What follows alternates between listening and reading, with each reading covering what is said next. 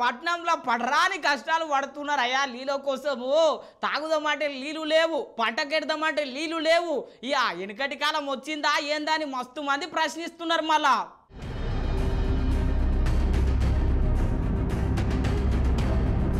పట్నంలో నీళ్ళ కోసం పడరాని వాట్లు పడుతున్నారు.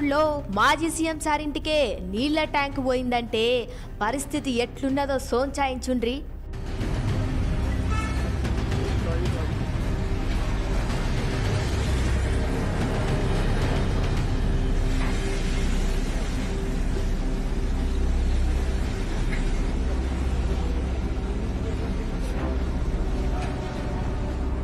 ఇగో ఉస్మానియా యూనివర్సిటీ పక్కపొంటి గల్లీలా గిట్లున్నది పరిస్థితి నీళ్ల కోసం.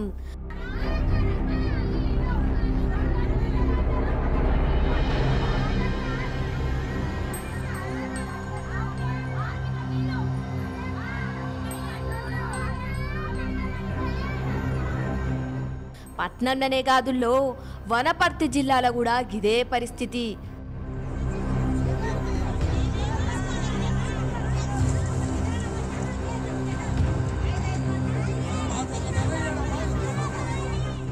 చూసిండ్రు కదా వనపర్తి జిల్లాల నీళ్ల ట్యాంకర్లు కూడా ఎట్లా నిలబడ్డారో.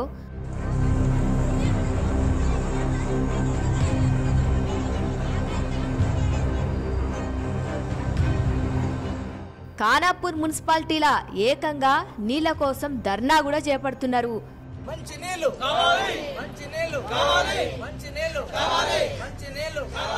ఖానాపూర్ మున్సిపాలిటీ పరిధిలో ఉన్నటువంటి డబుల్ బెడ్రూమ్లకు గత 10 రోజులుగా నీటి కొరత ఏర్పడి అనేక ఇబ్బందులు ప్రజలు ఎదుర్కొంటున్నారు.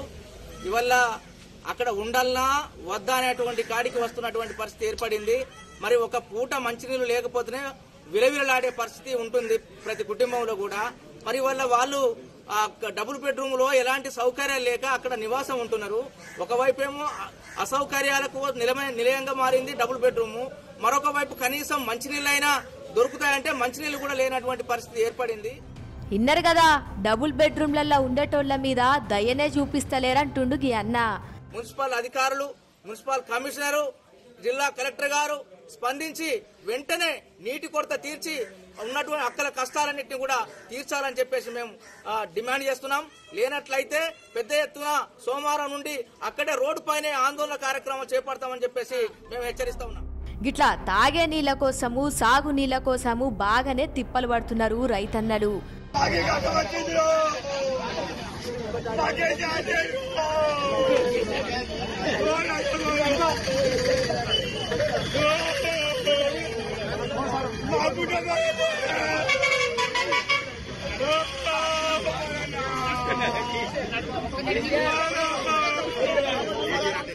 చూసిండ్రు కదా మంతని రైతన్న గోసగిట్ల నీళ్లు లేక జాగల్లేక చేండల్లా బర్లు మేపుతున్నారు.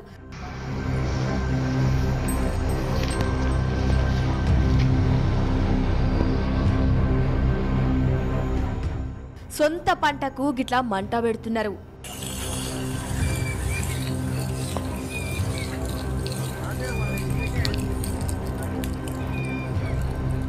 చూసిండ్రు కదా రైతన్నల బాధలు. ప్రభుత్వమైతే సాయం చేస్తాము గోసపడకుండ్రి, మీ గొంతు ఎండుకపోకుండా చూస్తాం అనబట్టే. సో ప్రభుత్వానికి స్పష్టత ఉంది. అక్కడక్కడ నేను అదే చెప్పిన ఇంతకుముందు కొన్ని గంజాయి మొక్కలు పాతిపోయారు, అవి వాటి వాసనలు వెదజల్లుతూనే వాటి అన్నిటినీ కలుపు మొక్కల్ని ఏరేస్తున్నామని. విద్యుత్ శాఖలో కూడా అట్లా అప్పనంగా ఉద్యోగాలు పొందిన వాళ్ళు కానీ, లేకపోతే కొన్నిసార్లు తెలిసి తెలియనితనం ఉంటుంది. సో వాళ్ళే ఎప్పటికుంటారు అనుకొని పిచ్చితో ఉన్న వాళ్ళు కూడా కొంతమంది ఉంటారు. కాబట్టి వాళ్ళందరూ కూడా పిచ్చి కుదుర్చుకుంటూ ఈ సమస్యలు పరిష్కరిస్తున్నాం. ఈ రోజు వరకు మేము పరిపాలన చేసిన 100 రోజుల్లో ఎక్కడ సమస్య రానియలే. ఏదైనా సమస్య వచ్చిందంటే మరుక్షణం ఆ సమస్యను పరిష్కరించినాం. చూడాలే మళ్ళా మార్చిల్నే పరిస్థితి గిట్లుంటే